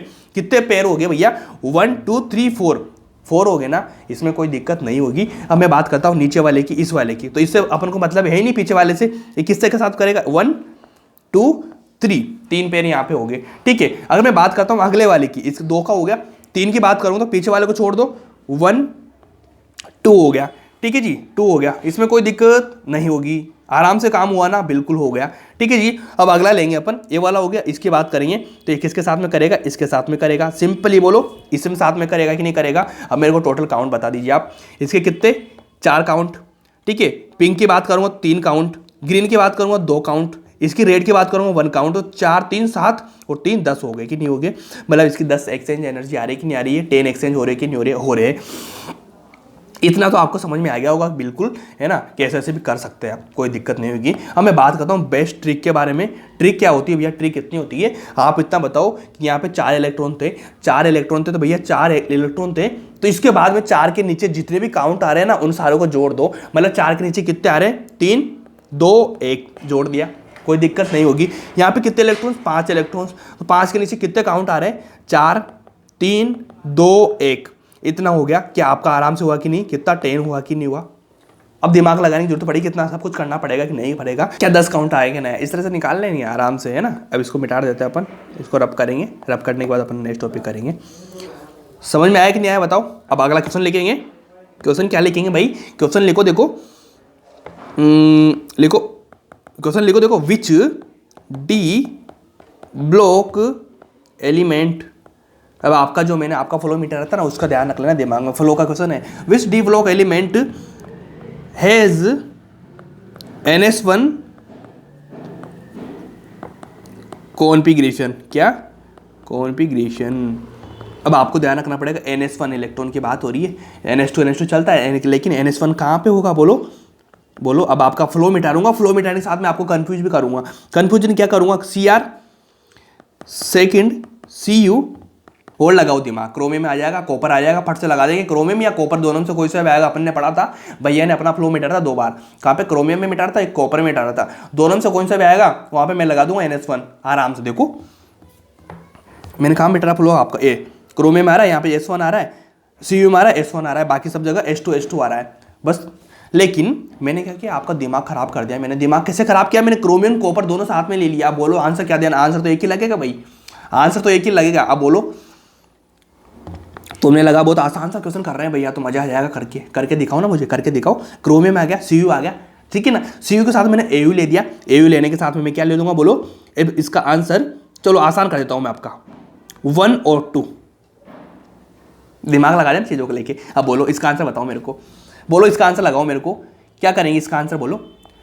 सिंपल, क्रोमियम है S1 होता है, ठीक है, कॉपर का S1 होता है, ठीक है, AU पता नहीं क्या है, ठीक है ना, AU पता नहीं अपन को क्या मतलब AU से, अपना तो आंसर बनता, ठीक है। अगर मैं लिख देता यहाँ पे 3 चीजें, यहाँ पे कुछ और लिख देता मैं, ठीक है, क्रोमियम आ जाता, सिंपल से क्रोमियम टिक कर देते आप, CU आ जाता, CU पर से टिक कर देते आप, कोई दिक्कत है क्या, कोई दिक्कत नहीं होती। लेकिन मैंने क्रोमियम भी दिया, मैंने कॉपर भी दिया, ठीक है, साथ में एक जाने कौन भी मैंने दे दिया, और साथ में मैंने क्या दे दिया, 1 2। तो आपकी आसानी, पहले आपकी दिक्कत हो रही थी भैया एक आएगा मैं आंसर लगा दूंगा, लेकिन यहाँ पे आपकी दिक्कत हो गई थी खड़ी, लेकिन लास्ट में जाते जाते मैंने आपकी दिक्कत को कर दिया सोल्व। क्या लगा दिया मैंने, 1 और 2। सिंपल, क्रोमियम कॉपर में दोनों आता है, फट से लगा देंगे 1 और 2। इतना इजी क्वेश्चन है यार, आराम से कर लेंगे, लेकिन इतना इजी तो हो नहीं सकता क्वेश्चन, कुछ तो गड़बड़ है इसमें। अब बताओ गड़बड़ क्या है, निकाल के बताओ गड़बड़ क्या है। क्या ये आंसर लगाया जो मैंने, आंसर सही है क्या, बोलो। दिमाग लग रहा होगा भैया क्रोमियम में S1 होता है, इसमें S1 होता है, दोनों में S1 हो रहा है, तो एक आंसर लगाना है, तो एक तो लगा नहीं पाएंगे। AU को अपन जानते नहीं है, लेकिन 1 2 तो आ रहा है, दोनों का तो आंसर लगा दूंगा ना सिंपल। लेकिन राजा Cu कॉपर आ गया, कॉपर के नीचे कौन आता? Ag आता। Ag के नीचे कौन आता भैया? कौन आता Ag के नीचे? इसके नीचे लोकेश गुजरी आता, इसका नाम क्या है? AU। नालायको, AU आता ना इसके नीचे, कुछ याद नहीं है ना, याद कर लेना। तो भैया इसकी प्रॉपर्टी, इसकी प्रॉपर्टी, इसकी प्रॉपर्टी सेम होगी ना, ग्रुप में प्रॉपर्टी सेम होती है, इलेक्ट्रॉन कॉन्फ़िगरेशन भी सेम होता है। कोई दिक्कत है क्या इसमें? तो मतलब क्या, जब इसके नीचे Cu के नीचे क्या आ रहा है? Ag आ रहा है, इसके नीचे AU आ रहा है, तो भाई समझो इसका Cu का कितना आ रहा है? NS1 आता है कि नहीं आता है ना। जब Cu Ag आएगा, AU आएगा, तो भैया इनका भी कितना आएगा? S1 तो आएगा ना। मैंने बात करी NS1, इसका NS1 आएगा, इसका भी NS1 आएगा, तीनों का आएगा, तो भैया इनका तीनों का आंसर हो जाएगा। लेकिन यहाँ पे आंसर तो था ही नहीं, तो इसको रॉन्ग करो, ठीक है, इसको रॉन्ग करो। और यहाँ पे आंसर क्या लिखेंगे अपन? 4th नंबर का क्या लिखेंगे? रुको, चलो इसको मान लीजिए, इसका 4th ही रखो आपने, तो वापस गड़बड़ कर दो, 1 2 आएगा, लेकिन इसका आंसर क्या हो जाएगा? ऑल। ना 1 ना 2 ना 3, सब कुछ ऑल हो जाएगा, मतलब क्रोमियम Cu AU सारे आंसर हो जाएंगे। मजा आया कि नहीं आया? फिर भी कंफ्यूज करता हूं एक चीज में आपको, कंफ्यूज क्या करूंगा मैं आपको? कंफ्यूज करता हूं ये वाला, ठीक है, लिखो which D block elements has NS0 electronic configuration, ठीक है ना, इसको रख लेना। Which D block elements has NS0 configuration. अब भैया बोलेंगे आप कि यार भैया कौन सी आप मुसीबतें ला के खड़ी कर रहे हो हमारे सामने ना, हमसे तो वही नहीं हो रहा, आप मुसीबतें ला के खड़ी कर रहे हो, जाने कहाँ से, ठीक है ना, हम भाग जाएंगे, पढ़ेंगे नहीं हम, ठीक है। तो भैया मत पढ़ो यार, फिर तो मैं ना मार दूंगा तुम लोगों को, ठीक है ना, मैं पीट दूंगा अच्छे से। पढ़ाई करना है, बहुत इंपॉर्टेंट क्वेश्चन है, डायरेक्ट क्वेश्चन आते हैं नीट में, ठीक है ना। बच्चों का दिमाग हिल जाता है, मैंने बोला था आप लोगों को कि बच्चे दिमाग जान लगा रहे होंगे, आप आराम से टिक कर रहे होंगे, टिक टिक टिक ऐसे, है ना। तो ये तो होता है ना 180 लाने का ट्रिक यार, चीज़ें वहाँ से करो जो नीट में आती है, जो चीज़ें पूछी जा सकती है उनको डायरेक्ट पढ़ लो ना यार, दिमाग लगाने की जरूरत ही नहीं पड़ेगी ना, डायरेक्ट पढ़ लो उनको, सिंपल बात, आसान चीज की, ठीक है। अब इसका बताओ मेरे को, which D block element has NS1 electron configuration. अब आपके दिमाग में आ रहा होगा भैया NS1 तो मैंने पढ़ा ही नहीं, तो क्वेश्चन क्या बोल रहा है? Which D block elements has NS0 electron configuration, मतलब आप सिंपल बोलो कि भैया NS0 की बात हो रही है, आपने पढ़ा था NS2 NS1 भी पढ़ लिया, लेकिन NS1 कहाँ से आ गए? लेकिन आपने NS2 पढ़ लिया, NS1 भी पढ़ लिया, लेकिन NS0 कहाँ से आ गया? लेकिन ध्यान रखो, अब इस क्वेश्चन को कैसे सोल्व करूंगा मैं? सिंपली मेरे को इतना बता दीजिए आप कि भैया क्रोमियम का और कॉपर का आपको बताओ NS1 होता है कि नहीं होता है? होता है। क्या ये दोनों आंसर होंगे क्या? बिल्कुल नहीं होंगे। बात आती है निकल की और पीडी की, तो आपने पता होगा कि भैया निकल आता है, उसके नीचे आता है पीडी, उसके नीचे आता है पीटी, NiPdPt आता है। तो ध्यान रखना Na का तो आपके साथ में कोई दिक्कत था क्या? नहीं, ये तो मैंने पढ़ाया ना आप लोगों को, कहाँ गया वो? ये रहा, कहाँ का Na का रहा, निकल का रहा, तो 3D8 4:2 आ रहा है, निकल का तो याद है ना आप लोगों को। तो आप क्वेश्चन की देखो ना, क्वेश्चन की अप्रोच देखो कि इस क्वेश्चन में क्रोमियम कॉपर मैंने दिया, दोनों का तो नहीं हो सकता, आपको ध्यान है। लेकिन आगे जाएंगे निकल में, क्या निकल में 0 आ रहा है? क्या निकल का तो मैंने लिखा दिया ना, उसको तो याद करना पड़ेगा ना आप लोगों को। क्या ये भी नहीं होगा? तो भैया ये वाला आंसर तो होगा ही होगा, पीडी। मुझे पता नहीं इसका आंसर क्या आने वाला है, मुझे पता नहीं, लेकिन मैंने 3 तो रॉन्ग कर दिए, तो 4 तो आंसर होना ही है। इसका कुछ भी हो कॉन्फ़िगरेशन, 0 या 5 हो, 10 हो, 15 हो, 20 हो, मेरे को मतलब नहीं है। मेरे को मतलब है कि मैंने 3 मेरे को आते हैं, 1 नहीं आता, तो भैया 3 अपना आंसर नहीं बैठ रहा है, तो भैया 4th आंसर होगा, तो अपना 4th आंसर चला जाएगा पीडी, ठीक है। उसके बाद में क्योंकि NiPdPt ये वाली सीरीज चलती है, इसमें कोई दिक्कत नहीं होगी, आराम से काम इसका हो जाएगा। क्योंकि आपको पता होगा भैया, आपको क्या पता होगा, सिंपली मेरे को बताओ कि जो पीडी होता है ना, पीडी का क्या होता है भैया? 46 होता है एटॉमिक नंबर। अब इसका क्या होता है भैया? क्रिप्टोन ले लेंगे अपन 36, ठीक है ना।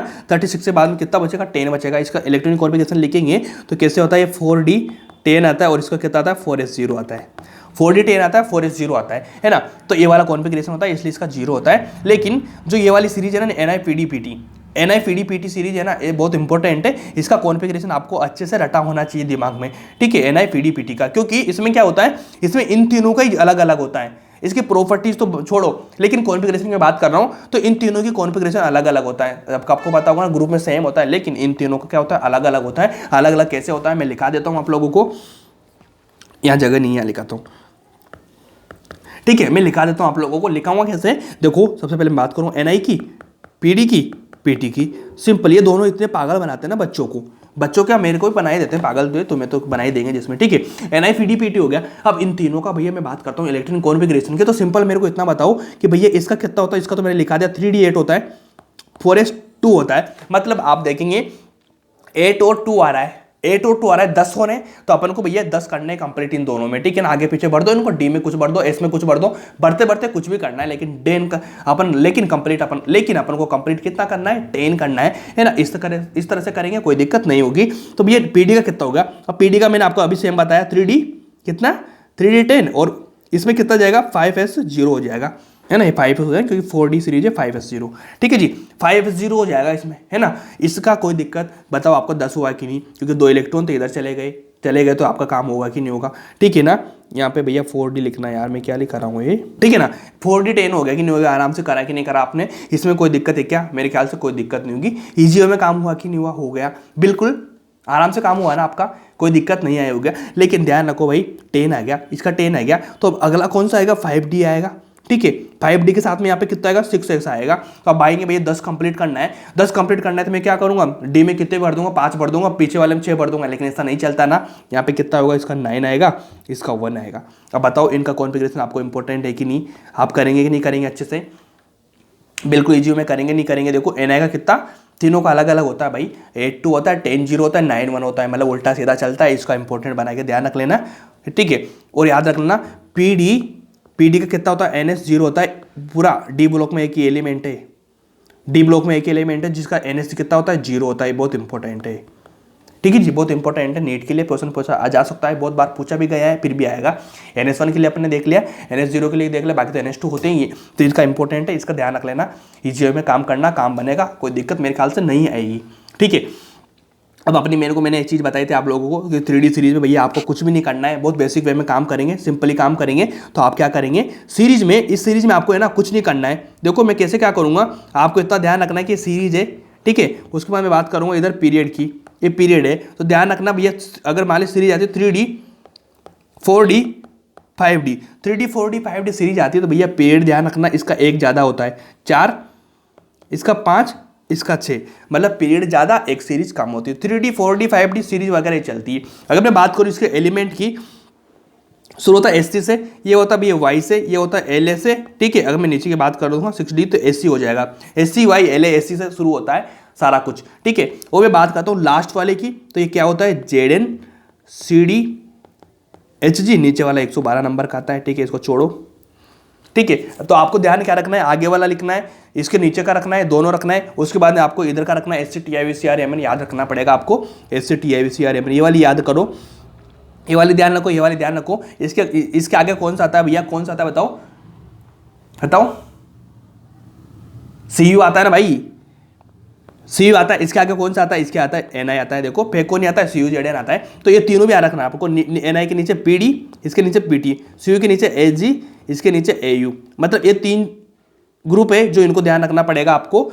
बाकी तो इधर से एक रख लो, बाकी ये ऊपर का रख लो, मतलब ये वाला याद रखो, जिसमें काम हो जाएगा। इसके बाद कुछ भी नहीं करना आप लोगों को, बस इतना सा ध्यान रखो, सिंपली काम हो जाएगा, है ना। 2-3 चीज़ें मैंने बताई, उनको ध्यान रख लेना। ये बेसिक चीज़ें आज स्टार्ट कर रहे हैं, कोई नॉर्मल है ना, दिक्कत लेने की कोई जरूरत नहीं है। तो एक चीज़ और मैं बता दूं आप लोगों को, भैया 5D सीरीज आती है और 6D सीरीज जो अपनी आती है यहाँ पे 6D सीरीज है ना, कितनी 6D सीरीज आती है। तो यहाँ से शुरू होता है भैया लेंथेनाइड सीरीज, यहाँ से शुरू होती है एक्टिनाइड सीरीज। तो अगर मैं बात करूँ LS सीरीज की और मैं बात करूँ SC सीरीज की, तो इनका नंबर कहाँ से शुरू होता है भैया, ये होता है 58 से 71 तक, और ये वाला चलता है भैया 90 से 103 तक। इनका ध्यान रख लेना। इनका जो 57 है ना, ये वाला 57 यहाँ पे होता है, 58 सॉरी हाँ, तो इसका जो 57 है यहाँ पे होता है, इसका भैया जो 89 होता है ना, इसका नंबर होता है। तो लेंथेनम और एक्टिनम यहाँ पे सीरीज में नहीं जाते हैं, ठीक है ना, ये डी ब्लॉक में नहीं जाते हैं। लेंथेनम के बाद वाले 58 से और एक्टिनम के बाद के वाले कितने 90 से शुरू होते हैं, कौन से एक्टिनाइड सीरीज और लेंथेनाइड सीरीज, ये वाली सीरीज है, इनका ध्यान रख लेना। ईजी वे में काम होगा, कोई दिक्कत मेरे ख्याल से नहीं आएगी, ठीक है। इतना सब कुछ हो गया। और सबसे लास्ट में अपन बात करेंगे किसकी, गर्लफ्रेंड की, जनरल फॉर्मूला की, मतलब है ना। लास्ट में किसकी बात करेंगे अपन, GF की बात करेंगे, है ना। इसकी GF कौन है भैया, मतलब जनरल फॉर्मूला क्या है इसका जनरल फॉर्मूला है भैया, देखो N-1D, ठीक है। और D में कितने इलेक्ट्रॉन भैया 1 से 10 होते हैं, 1 से 10 होते हैं ना, आपको पता होगा ना 3D1 चल रहा है, 3D2 चल रहा है, 3D 5 6 7 8 10 9 तक बात हो रही है, तो n-1 D 1 से 10 जाता है। और सबसे इंपॉर्टेंट क्या है भैया, NS की बात हो रही है। तो NS में आप लोगों ने पता होगा 0 भी देखा है, PD में देखा है 0 भी, 1 भी देखा है, 2 भी देखा है। क्या इसमें कोई दिक्कत है क्या? मतलब आप ऐसे करेंगे ना, ऐसे कर लेंगे, कभी कभी ऐसे आ जाए ना भैया NS2, तो ये वाला रॉन्ग हो जाएगा, 2 नहीं होगा, क्योंकि 1 भी आ रहा है, 0 भी आ रहा है, 2 आ रहा है। लेकिन हाँ, इसके बजाय अगर कभी कभी ऐसे आ जाए ना D 1 से 10 और NS में कितना पूछ ले वो 1 से कितना 2 पूछ ले, इतना हो जाए ना, तब ये भी राइट माना जाएगा। ये दोनों राइट है, ये राइट है दोनों। लेकिन NS2 आ जाए तो रॉन्ग हो जाएगा। 0 1 2 आएगा, ये भी बेस्ट होगा। NS 1 2 आएगा, ये भी बेस्ट होगा, है ना, इसमें कोई दिक्कत नहीं होगी। दोनों राइट है, दोनों एक साथ कभी भी नहीं आएंगे, दोनों से एक ही पूछा जाएगा, ठीक है। दोनों एक साथ कभी भी नहीं आएंगे ना, दिमाग में आ रहा हो कि भैया दोनों साथ आ जाएंगे तो क्या करेंगे, ऐसा मत करना, दोनों में से एक ही पूछा जाएगा, ये ना। ये दोनों आंसर राइट हो सकते हैं, क्योंकि आपको मैंने बताया PD में 0 आ रहा है कि नहीं आ रहा है। ये देखो 0 भी आ सकता है NS में, 1 भी आ सकता है क्रोमियम में और कॉपर में, है ना। 2 तो आता ही है, इस तरह से करो, 1 2 तो नॉर्मल आता ही है ना। इस तरह से दोनों हो जाएंगे, कोई दिक्कत मेरे ख्याल से होगी नहीं होगी। पीरियड कितना था? पीरियड की बात क्या थी? 4 से 7 होता है। ग्रुप की बात क्या थी? 3 to 12 होता है। ये बेसिक था भैया, आज का कंप्लीट हो चुका है आपका बेसिक, है ना, ठीक है जी। कोई दिक्कत मेरे ख्याल से नहीं होगी ना, आराम से इंट्रोडक्शन चल रहा है अपना यार, चीज़ों को समझो, ये बेसिक चीज़ें। आज की क्लास इतनी इंपॉर्टेंट है कि आज की क्लास अपन करेंगे ना, अगले क्लास से आपकी बहुत आसान हो जाएगी, बहुत सिंपल हो जाएगी। बस आज की क्लास इंपॉर्टेंट है, इसको अच्छे से करके रखो, मजा आ जाएगा आप लोगों को। मजा लेना है ना, तो जिंदगी में ऐसी चीज़ें करो जो आपको टॉपिक को बेहतरीन बनाती है, चैप्टर को बेहतरीन बनाती है, ठीक है जी। अब अगली कुछ लाइन्स लिखेंगे आपको यहाँ पे, मैं अगली लाइन्स लिखा दूँ, सब कुछ मैंने बेसिक बता दिया। अब लाइन क्या लिखिए, लिखो D block elements are known as transition element। लिखा देता मैंने पहले भी ट्रांजिशन एलिमेंट, फिर भी लिखा देता हूं मैं आपको। D block elements are known as किसके नाम से जाने जाते हैं? ट्रांजिशन एलिमेंट्स के नाम से जाने जाते हैं। बिकॉज, इसका रीजन लिखाता हूं, बिकॉज लास्ट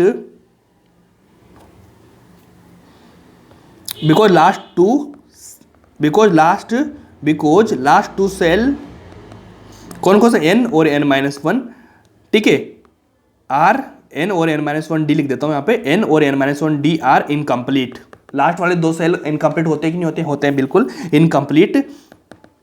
इनकी कौन सी फॉर्म में? एटॉमिक फॉर्म भी हो सकती है या फिर उसकी आयोनिक फॉर्म भी हो सकती है। एटॉमिक और आयोनिक फॉर्म में, दोनों फॉर्म में क्या होते हैं भैया, मतलब आप एटॉमिक फॉर्म मिल जाए, कभी आयोनिक फॉर्म मिल जाए, लेकिन क्या होते हैं? इनकम्प्लीट ही होते हैं दोनों, ठीक है ना। n और n-1, मतलब लास्ट वाला सबसे बड़ा, उससे कम वाला, मतलब बात आ जाए 4s की और 3d के, दोनों इनकम्प्लीट होंगे। तो ये रीजन था, इसलिए इसको क्या बोला जाता है? ट्रांजिशन एलिमेंट बोला जा सकता है। जैसे अगर मैं मान लीजिए एग्जाम्पल लेता हूँ, एग्जाम्पल लिया मैंने की, इसका कितना 25 होता, आगे कुछ छोड़ दिया मैंने, ठीक है ना। लास्ट की मैं बात करता हूँ, 3s2 3p6 3d5 4s2, ये वाला कॉन्फ़िगरेशन होता है कि नहीं होता है? आगे कुछ छोड़ दिया मैंने, ठीक है ना, 1s और 2s छोड़ दिया, बाकी यहाँ से कर दिया मैंने। तो भैया ये लास्ट वाला तो क्या होता है? n होता है, और ये वाला जो लास्ट कितना हो गया? n-1 हो गया, ठीक है। अब मैंने n किसके फॉर्म में लिखा? 4 के भी यहाँ पे लिखा मैंने। 4 के बाद में देखो 3 3 चल रहा है ना, सेल की बात हो रही है, देखो मैंने क्या लिखा है यहाँ पे, सेल की बात हो रही है, ना कि सब सेल की। तो यहाँ पे देखो 4s में कौन सा आएगा? 4d भी आएगा, ठीक है ना। 4s में कौन सा? 4d भी आता है, 4p भी आता है ना, आती है ना चीजें। तो भैया वो कंप्लीट इनकम्प्लीट है ना सेल, है ना। सब सेल तो कंप्लीट है आपका, सब सेल तो कंप्लीट है, लेकिन सेल 4 वाले बहुत सारी नहीं है, तो ये भी इनकम्प्लीट हो गया। उसकी मैं बात करता हूँ 3d की, देखो यहाँ पे 3s2 फुल है, p भी फुल है, लेकिन d हाफ फील्ड है, ये भी इनकम्प्लीट हो गया कि नहीं? इनकम्प्लीट हो गया, दोनों इनकम्प्लीट हो चुके ना, हाँ हो चुके, इसलिए भैया इनको क्या बोला जाता है? ट्रांजिशन एलिमेंट बोला जा सकता है। लेकिन अगर मैं बात कर रहा हूँ आपसे भैया, इसका दोनों n और n-1 इनकम्प्लीट होते हैं, लेकिन किसी बच्चे ने मेरे को जवाब दिया कि भैया आप CO का लिख के दिखाओ, तो मैंने CO का कॉन्फ़िगरेशन लिख के दिखाया। लिखो 3s2 3p6, उसके बाद मैंने क्या लिखा? 3d के बाद मैंने क्या लिखा? बताओ मैंने क्या लिखा? 3d का मैंने लिखा 3d9, उसके बाद मैंने क्या लिखा? 4s2। जब इतना लिखा मैंने, तो आपके दिमाग में ख्याल आओगे भैया ये तो होता ही नहीं इसका, है ना, कैसे? ये तो होता ही नहीं है। तो फिर मैंने बताया क्या होता है इसका होता है भैया 3d10 4s1 होता है, ये वाला राइट होता है, ये वाला तो रॉन्ग हो ही जाता है, तो ये वाला राइट होता है, ठीक है। तो अब आपके दिमाग में ख्याल आ रहा होगा कि भैया बताइए मेरे को 4s में 1 आ रहा है, लेकिन 3d में 10 आ रहा है, इसमें देखो, इधर देखो 3p 6 हो रहा है, ये तीनों, मतलब आपको पता लग रहा होगा कि भैया n तो इनकम्प्लीट है, n तो इनकम्प्लीट है, लेकिन n-1 तो भैया क्या कंप्लीट हो रखा है कि नहीं रखा, बिल्कुल रखा हुआ है। मतलब n-1 क्या हो रखा है भैया, इनकम्प्लीट है क्या, कंप्लीट है, कंप्लीट हो रखा है। तो क्या ये ट्रांजिशन होगा क्या, ट्रांजिशन के लिए तो n और n-1 दोनों इनकम्प्लीट होना चाहिए, लेकिन इसमें नहीं है। तो भैया इसका सिंपल रीजन क्या है, अब आप मेरे को बताओ, मैंने क्या चीज़ लिखाई थी, या तो एटॉमिक फॉर्म में हो या फिर आयोनिक फॉर्म में हो। तो मैं बताऊँगा एटॉमिक फॉर्म में तो नहीं है, लेकिन अगर मैं लेता हूँ Cu+1, ठीक है, Cu+1 लेता हूँ तो भैया क्या हो जाएगा, मतलब एक इलेक्ट्रॉन निकल जाएगा। तो यहाँ से क्या हो जाएगा, S1 तो क्या गायब हो जाएगा, यहाँ पे कितना बचेगा, 3d10 बचेगा।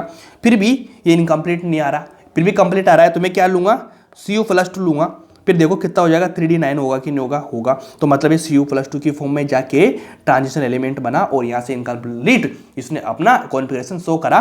देखो 3d9 आ गया, उसके बाद में तो देखो काम आपका हो ही जाएगा इजी वे में। तो इस तरह से बनाओ, इस तरह से हो जाएगी। लेकिन इसी बेस में अगर मैं बात कर दूँ किसकी, एक इंपॉर्टेंट लाइन लिखो, मैं बात करता हूँ भैया सेकंड बी की। सेकंड बी मतलब ZnCdHg ऐसे होता है ना, CU कौन सा होता है, मतलब फर्स्ट भी यहाँ से होता है, सेकंड भी यहाँ से होता है, थर्ड भी यहाँ से स्टार्ट होता है। मतलब 29 वाला आता है ना CuHg वाला, उसको बोलते हैं फर्स्ट बी।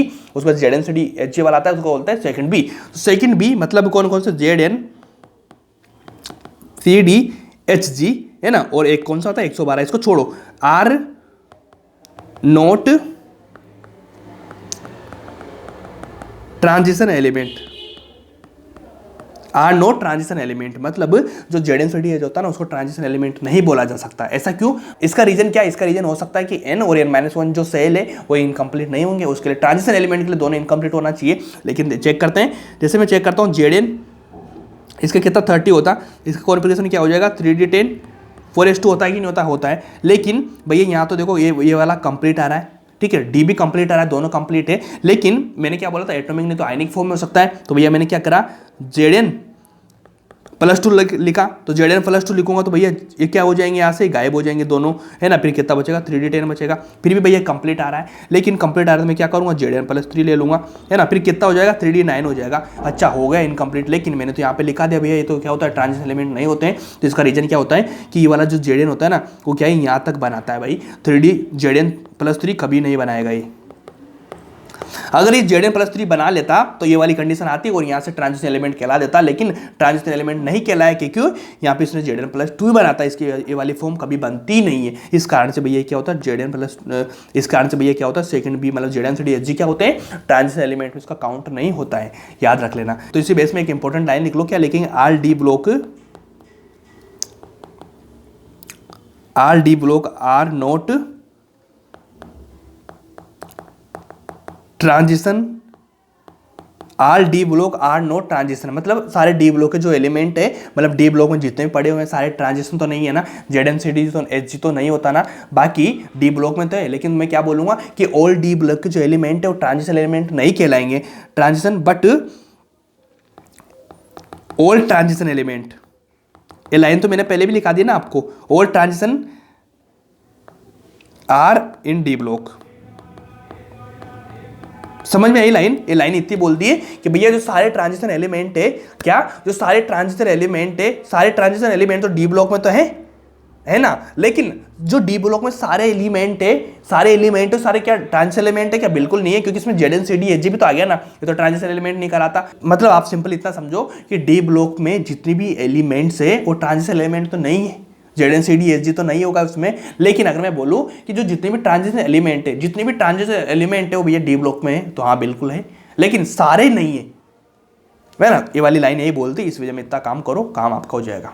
क्या समझ में आया आपको ये चीज़ें, समझ में आई होगी मेरे ख्याल से। तो अब अगला आईडी डालेंगे अपन, सिंपल चीज़ें स्टार्ट होगी। अब आपका जो कंसेप्ट था ना, कंसेप्ट वाला पार्ट सब कुछ समझ चुका है, अब तो बेसिक चीज़ें चलेगी जो आपको आती है, ठीक है। अपन बात करूँगा साइज़ की कैसे बात करूँगा, 3D सीरीज़ की साइज़ की मैं बात करूँगा। तो आपको पता होगा भैया, जैसे अपन लेते हैं ली ना के रब, मतलब अपन नीचे जा रहे हैं तो क्या होती है, नीचे साइज बढ़ती रहती है ग्रुप में, मतलब ग्रुप नीचे जाएंगे साइज बढ़ेगी। अगर मैं बात कर रहा हूँ पीरियड की, ली बे बी सी एन ऐसे, मतलब अपन पीरियड में जाएंगे इधर साइड तो साइज क्या होती है भैया, घटती जाती है, ये वाली सीरीज होती है। क्या इसमें कोई दिक्कत है क्या, ग्रुप में नीचे जाएंगे तो साइज बढ़ती है, पीरियड में लेफ्ट टू राइट मूव करेंगे तो साइज घटती रहती है, इसमें कोई दिक्कत नहीं होगी, इस तरह से चलती रहती है। तो इसी बेस में अगर मैं बात करता हूँ किसकी बात करता हूँ मैं, 3D सीरीज़ की। अपन 3D से मतलब है ना, 3D सीरीज़ में बात करते हुए लिखूँगा SCTIVCRMN, मेरे साथ साथ में बोलो, SCTIVCRMN फे को नहीं, उसके बाद में CU जेड होता है। तो क्या इसका वही ऑप्शन लगा दूंगा मैं, ये वाला इधर जाएंगे तो क्या हो जाएगा, साइज घटती जाएगी ना। ये वाला लगा दूँ क्या, ये वाला मैं नहीं लगाऊंगा। इसमें क्या थोड़ी सी दिक्कत होती है। दिक्कत क्या होती है, दिक्कत मैं बताता हूँ। ये यहाँ तक कोई दिक्कत नहीं है, यहाँ तक कोई दिक्कत नहीं, और मैं लोग यहाँ तक भी दिक्कत नहीं है। मतलब HTI VCR MN तक कोई दिक्कत नहीं आएगी, यहाँ तक साइज घटेगी। लेकिन यहाँ जाते जाते क्या होता है, जो फेको नहीं होता है इनकी साइज सेम हो जाती है। क्या होता है, इनकी सेम साइज हो जाती है। और यहाँ नीचे की तरफ जाएंगे, नीचे की तरफ जाते से भैया यहाँ से NI से यहाँ पे साइज ऐसे बढ़ती जाती है। मतलब पहले तो घटी, फिर इक्वल आई, फिर बढ़ी। इसमें तीन चीज़ें चलती है। तीन चीज़ें क्या चलेगी इसमें, पहले तो क्या होती है, घटती जाती साइज नॉर्मल जैसे घटती है, नॉर्मल घटी, उसके बाद सेम आई, इक्वल आई, मतलब ऑलमोस्ट सेम आ गई। फिर लास्ट में जाते क्या होगा, CUZN से साइज बढ़ चुकी है ना। तो इसको ध्यान रखना, तीनों की सेम होती है, ऑलमोस्ट, है ना, सेम होती है। ऑलमोस्ट लिख देता हूँ यहाँ पे, नहीं तो आप सोचेंगे ऑलमोस्ट सेम होती है। और CUZN की क्या होती है, बढ़ जाती है भैया, क्या होती है, साइज इंक्रीज हो जाती है। इसको ध्यान रख लेना, इंपॉर्टेंट है, इसको ध्यान करके रखना। यहाँ तक मैं इसकी बात करूँ तो इसमें क्या हो जाएगी, इसमें साइज घटेगी, इनकी साइज क्या होगी, डिक्रीज होगी, इनकी ऑलमोस्ट सेम होगी, यहाँ पे साइज बढ़ जाएगी। ये साइज वाला पोर्शन है, इसको अच्छे से कर लेना, कोई दिक्कत नहीं आएगी, आराम से करना, कोई दिक्कत नहीं आएगी, ठीक है। तो ये साइज वाला पोर्शन था, इसको आराम से करना, इन चीज़ों को ध्यान रखना कि ठीक है। ये तो अपनी 3D सीरीज की बात होगी। अगर मैं बात करता हूँ कुछ ग्रुप की, तो भैया एता SC Y LA, ठीक है, ये वाला चलता है ना। उसके बाद में चलता है SCTI, इसके नीचे कौन सा आता है, TI के नीचे आता है जर्कोनियम, इसके नीचे आता है हाफनियम, ठीक है ना, ये वाला होता है। मैं आपको बता दूँ, आपको ये 3D है, 4D है, ये 5D है, ठीक है। SCTI मैंने क्या बताया था, लास्ट के 3 ग्रुप याद रखने हैं, फर्स्ट के 2 ग्रुप याद रखने हैं, जिसमें काम आपका हो जाएगा। इसके ऊपर कुछ भी नहीं करना आपको। TI जर्कोनियम हाफनियम हो गया, क्या हो गया। अब मेरे को इतना बताओ कि ग्रुप में अपन नीचे जाएंगे, साइज बढ़ती है, साइज बढ़ती जाती है, इसमें कोई दिक्कत है क्या, मेरे ख्याल से कोई दिक्कत नहीं होगी, सिंपली काम करेंगे। लेकिन यहाँ पे कुछ क्या वही एक्सेप्शन है। एक्सेप्शन क्या है कि यार अपन देखो यहाँ से नीचे जाएंगे ना, तो यहाँ पे क्या होता है, सेल तो बढ़ेंगे, सेल बढ़ेंगे तो साइज भी क्या हो जाएगी, बढ़ेगी। लेकिन दिक्कत क्या हो जाती है भाई, दिक्कत क्या हो जाती है कि यहाँ तक कोई दिक्कत नहीं, लेकिन इन दोनों में क्या होती है ना, इन दोनों में साइज इनकी क्या होती है, साइज ऑलमोस्ट सेम हो जाती है यार। जर्कोनियम और हाफनियम की जो साइज है ना, वो ऑलमोस्ट सेम आ जाती है। इसका रीजन क्या होता है, रीजन मैं बता देता हूँ। इनका रीजन होता है भैया यार, सिंपल इतना बताओ कि इनके बीच में यहाँ पे कौन सी सीरीज आती है, लेंथेनाइन सीरीज आती है, ठीक है ना। लेंथेनाइन सीरीज आएगी तो उसके कारण से यहाँ पे इसका क्या है, वो अपना प्रभाव छोड़ के चली जाती है। क्या करती है वो सीरीज, अपना क्या इफेक्ट छोड़ के चली जा सकती है। और इसका इफेक्ट क्या होता है, लेंथेनाइड कॉन्ट्रैक्शन,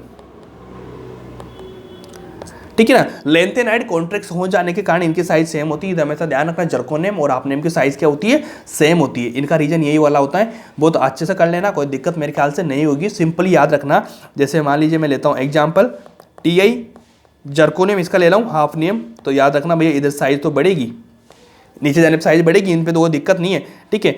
जर्कोनियम ले लिया, लेकिन इन दोनों की सेम हो जाएगी। कभी कभी मान लीजिए कि मैं एनाइनिक फॉर्म भी ले लेता हूँ, TI 4 हो गया, जर्कोनियम +4 हो गया, हाफनियम +4 हो गया, तो तब भी यही चलेगी, इसमें कोई दिक्कत नहीं आएगी।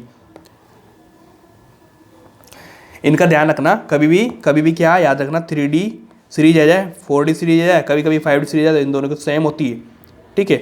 अब इसकी मैं बात कर रहा हूँ ना, तो ये पूरे ग्रुप की बात हो जाएगी, पूरे ब्लॉक की बात हो जाएगी। हमेशा क्या होगा, 3D से 4D तक बढ़ेगी, लेकिन 4D 5D की जो साइज है वो बिल्कुल इक्वल हो जाएगी, सेम आ जाएगी। इसको ध्यान रख लेना, ठीक है जी। ईजी है ये ट्रांजिशन एलिमेंट, जो बातें चल रही है अपनी, ये बिल्कुल यहाँ पे एक्सेप्शन चीज़ें जो मैंने आपको बता दी। साइज का इन तरह से दिक्कत आएगी, बाकी कहीं भी दिक्कत नहीं आएगी, आप आराम से कर लेंगे। हमेशा ध्यान रखना, जर्कोनियम हाफनियम की साइज सेम होती है, ठीक है जी, कोई दिक्कत नहीं होगी। तो एक छोटा सा मैं स्टार लिखा देता हूँ यहाँ पे, क्या लिखूँगा, TI है जर्कोनियम में, हाफनियम में, ठीक है जी। इसके नीचे अगर मान लीजिए इसका मैं लेता हूँ TI +4 ले लेता हूँ, जर्कोनियम +4 ले लेता हूँ, मैं ले लेता हूँ HI +4। इसमें अच्छी चीज़ बताऊँगा आपको, क्या लिखा है मैंने। इसकी सीरीज क्या होती है, 3D 4D 5D, ठीक है जी। कभी कभी मैं लेता हूँ CE SG, लास्ट का भी ले लेता हूँ, AV ले लेता हूँ, कभी कभी मैं लेता हूँ NI PD PT। इससे आप क्या समझे, बहुत इंपॉर्टेंट स्लाइड है भाई, बहुत इंपॉर्टेंट चीज़ है, ठीक है ना। इसको अच्छे से करना। मैंने क्या बताया सबसे पहले कि भैया 3D से 4D जाएंगे अपन तो साइज बढ़ेगी, और 4D 5 की क्या होती है, सेम होती है। इसमें कोई दिक्कत है क्या, नहीं होगी। सबसे पहले मैं TI जर्कोनियम में आपने बताया, तो इसका आपको पता है इधर बढ़ेगी साइज, इसके दोनों की सेम होती है। लेकिन एक चीज़ मैंने अभी बताई थी, अगर माने आयोनिक फॉर्म में आ जाएगा तब भी सेम चलेगा। ये चीज़ें तीनों चीज़ें तो आपको ध्यान है, लेकिन क्या तीनों चीज़ें में होती है क्या, मैंने क्या बोला 3D 4D 5D, तो भैया 3D 4D 5D तो इनमें भी होती है। होती है ना, तो इनमें भी सेम तो चलेगा ना, यहाँ से बढ़ेगी, लेकिन इन दोनों की क्या हो जाएगी, सेम हो जाएगी। तो बच्चों का क्या होता है ना, वो जर्कोनियम हाफ नेम को सेम कर देते हैं, लेकिन लास्ट वालों को भूल जाते हैं। इसलिए मैंने क्या लिखा है, ये वाली इंपॉर्टेंट चीज है, इस पर टिक लगा लो कि भैया 3D 4D 5D सीरीज की बात कर रहा हूं मैं, जर्कोनियम हाफ नेम की बात नहीं कर रहा हूं। आप ध्यान रखो 3D है, 3D से बड़ा 4D इन सबका 4D है, इन सबका 5D है, तो भैया 4D 5D का हमेशा सेम होगा। सारे ब्लॉक की बात कर रहा हूं, डी ब्लॉक की बात कर रहा हूं मैं, जर्कोनियम हाफ नेम की बात नहीं कर रहा हूं। इसकी भी सेम होगी, इन दोनों की भी सेम होगी, तो ये दोनों सेम सेम है, काम बनेगा आपका, आराम से चीजें होगी, कोई दिक्कत नहीं आएगी, टेंशन फ्री। इस चीज को ध्यान रख लेना, साइज का वेरिएशन आपको यहाँ से निकल जाएगा। ठीक है जी। अब अगला हेडिंग डालेंगे अपन, हेडिंग क्या डालेंगे, आई। क्लास थोड़ी बड़ी होगी, 1.5 घंटे से ऊपर जा सकती है, मतलब 1:40 तक भी निकल सकती है, 31 से 1:40 के बीच में, है ना। बड़ी क्लास करेंगे तभी 5 क्लास में खत्म करना है अपनों को चैप्टर, छोटी छोटी क्लास करेंगे तो दिक्कत हो जाएगी। ठीक है जी। आई की बात करेंगे, ठीक है। अब आधा डालो बड़ी क्लास की, क्योंकि ऑर्गेनिक में जो अपना चलेगी ना क्लास 2 घंटे तक भी जाएगी, क्योंकि तभी सिलेबस कंप्लीट होएगा अपना। अब छोटी छोटी क्लासेस का टाइम नहीं बचा है ना, तो क्लासेस थोड़ी लंबी लो, मजे से लो, क्वालिटी से जब पढ़ाई रहे, एनर्जी पूरी दिख रही है आप लोगों को, एनर्जी वैसी रहेगी, आप भी एनर्जी बना के रखना। लेकिन जितने मैं चिल्ला रहा हूँ ना वैसा आपको भी दिमाग लगाना है, आप दिमाग लगाओ, मैं चिल्ला लूंगा, ठीक है। आई हो गया। अब आई का मतलब तो आपको समझता होगा, आयोनाइजेशन एनर्जी, ठीक है। इसको किसकी एनर्जी बोला था, इसको बोला था energy required to remove electron. Electron को रिमूव करने की एनर्जी होती है आई, सिंपली इलेक्ट्रॉन को निकालने की या इलेक्ट्रॉन को ऐड करने की, तो आप बोलो इलेक्ट्रॉन को रिमूव करने की एनर्जी होती है ये वाली, ठीक है। इसमें कैसे क्या प्रोसेस होता है वापस से मैं सब कुछ बता दूंगा आप लोगों को यार, दोबारा से लेकर पढ़ा रहा हूँ पीरियोडिक टेबल, है ना। एम हो गया, गैसिक फॉर्म में होना चाहिए, ये क्या एम प्लस जाएगा, इसमें से इलेक्ट्रॉन निकल चुका गैस फॉर्म में, एक इलेक्ट्रॉन यहाँ से निकलेगा, इस तरह से इक्वेशन बनती है। कोई दिक्कत है क्या, नहीं होगी। अब आपको पता होगा कि भैया आई किस पे डिपेंड करता है, आई डिपेंड करता है 1 साइज पे। क्या इसमें कोई दिक्कत, इसमें कोई दिक्कत राजा, कोई दिक्कत नहीं होगी। आई ओपन साइज में दिक्कत होती है, साथ में एक और आपको पता होगा भाई जो स्टेबल कॉन्फ़िगरेशन होता है, दो ही चीजें ध्यान रखनी थी, एक तो साइज पे डिपेंड करता है, एक जो स्टेबल कॉन्फ़िगरेशन होता है, स्टेबल कॉन्फ़िगरेशन हैज लार्जर, देखो स्टेबल कॉन्फ़िगरेशन लार्जर ऑलवेज, मतलब क्या होता है ना, जिसका स्टेबल कॉन्फ़िगरेशन होता है वो हमेशा लार्ज होता है ना, बड़ा होता है, आगे चला जाता है। ये 2-3 चीजें ध्यान रख लेना, इसमें काम हो जाएगा आपका, है ना। तो सिंपली वही चीज मैं बताता हूँ, देखो I1 हो गया, I1 की मैं बात करूँ तो आपको पता है I1 बिल्कुल न्यूट्रल फॉर्म होती है, वहाँ पे अटैक करता है। वो मैं बात करता हूँ I2 की बात करूँ तो I2 कहाँ पे अटैक करेगा, जहाँ पे एक इलेक्ट्रॉन निकल चुका, तभी तो I2 बनेगा ना, मतलब दूसरे इलेक्ट्रॉन को निकालने के लिए जा रहा है। जब मैं बात करूँ I3 की, तो I3 का मतलब यानी कि जहाँ पे 3 इलेक्ट्रॉन निकाल चुके हैं वहाँ पे जाएगा, 2 इलेक्ट्रॉन पहले निकल चुके फिर I3 लगेगा वहाँ पे, है ना। जैसे I1 है न्यूट्रल पे लग रहा है, मतलब I1 क्या कर रहा है, वो उस इलेक्ट्रॉन को निकालने जा रहा है, फर्स्ट इलेक्ट्रॉन को निकाल रहा है। जब I2 आएगा मतलब वो दूसरे इलेक्ट्रॉन को निकालने जा रहा है। मैं बात करता हूँ I3 की, मतलब 3 इलेक्ट्रॉन को निकालने जा रहा है। ऐसा मत समझ लेना कि 3 इलेक्ट्रॉन पहले से निकल चुके हैं उसके बाद वो 4th निकालेगा, नहीं, जितनी होगी आई का जितना नंबर होगा वो उसी इलेक्ट्रॉन को निकालेगा, मतलब उसके पहले उससे कम, मतलब जैसे I3 आ गया तो I2 2 इलेक्ट्रॉन निकल चुके, तीसरे को निकालेगा, ठीक है। तो देखो I1 है, तो I1 वाला फर्स्ट इलेक्ट्रॉन को निकालने के लिए जा रहा है, तो यहाँ पे क्या हो जाएगा, क्या होगा बोलो, न्यूट्रल पे लगेगा ना। देखो Cu है, ठीक है, Cu और Zn मैंने ले लिया, ठीक है,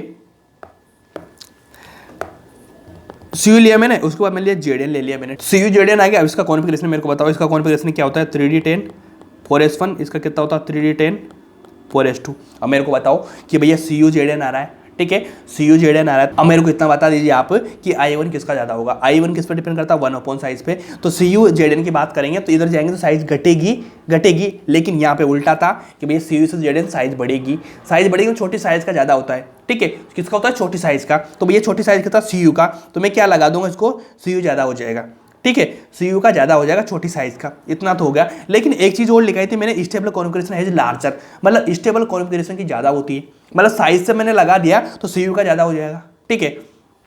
छोटी साइज इसकी हो रही है, छोटी साइज का ज्यादा होगा तो Cu का ज्यादा हो जाएगा। लेकिन मैंने क्या बोला, स्टेबल कॉन्फ़िगरेशन भी देखना पड़ेगा। तो भैया देखो यहाँ पे 4s1 आ रहा है, यहाँ पे 4s2 आ रहा है, मतलब दोनों फुल फील्ड है। ये फुल फील्ड तो कंप्लीट है, लेकिन इसका 4s1 आ रहा है, मतलब ये क्या होगा, थोड़ा वीक हो गया, यहाँ पे फुल फील्ड आ रहा है। तो भैया इसका आंसर क्या जाएगा, ये वाला जाएगा। क्या ये वाला रॉन्ग होगा कि नहीं होगा, बताओ, ये वाला रॉन्ग होगा कि नहीं होगा, ये वाला रॉन्ग होगा। तो देखो दोनों चीजें काम आई ना। अगर मैं साइज से लगाता तो इधर लग जाता, लेकिन स्टेबल कॉन्फ़िगरेशन की बात पूछी तो मैंने इधर वाला लगा दिया। लेकिन इसी बेस में अगर मैं पूछ लूँ आपसे I2 के बारे में बात, ये तो I1 की बात हो रही थी, अब I2 की बात कर लूँ मैं, तो भैया मेरे को इतना बताओ कि I2 कहाँ पे लगेगा, Cu +2 या +1, आप बोलेंगे +1 का, ठीक है। इसका Zn +1 ले लेना, ठीक है जी। ये वाला Cu+1 पे लगेगा I2, मतलब एक इलेक्ट्रॉन पहले से निकल चुका, अभी दूसरे इलेक्ट्रॉन को निकालने जाएगा, तो इसका कॉन्फिगरेशन कितना आएगा, देखो 3d10 आ जाएगा, क्योंकि एक इलेक्ट्रॉन, ये देखो एक इलेक्ट्रॉन तो यहाँ पे निकल चुका है ना, एक इलेक्ट्रॉन निकल जाएगा तभी तो Cu+1 बनेगा। अब यहाँ पे बोलो 3d10 4s1 हो गया, हुआ कि नहीं, देखो 3d10 4s1, एक इलेक्ट्रॉन निकल चुका। अब मेरे को बताइए किसकी स्टेबिलिटी ज्यादा हो जाएगी। अब आप बोलेंगे सिंपली कि भैया यहाँ पे डी फुल फील्ड आ रहा है, यहाँ पे तो हाफ फील्ड हो गया है ना, तो भैया इसकी ज्यादा हो जाएगी। मैं बोलूँ हाँ बिल्कुल राइट है। तो देखो I1 तो इसका ज्यादा, I2 इसका ज्यादा, तो भैया I पे इसकी तरफ ध्यान रख लेना। दोबारा रिवाइज हो गया आपका, मैंने बिल्कुल अच्छे से समझा दिया था पहले, लेकिन फिर भी आपको मैंने समझाया, इस तरह से चीज़ें चलेगी, काम आपका बनेगा, कोई दिक्कत मेरे ख्याल से नहीं आएगी। सिंपल चीज़ें आराम से करेंगे,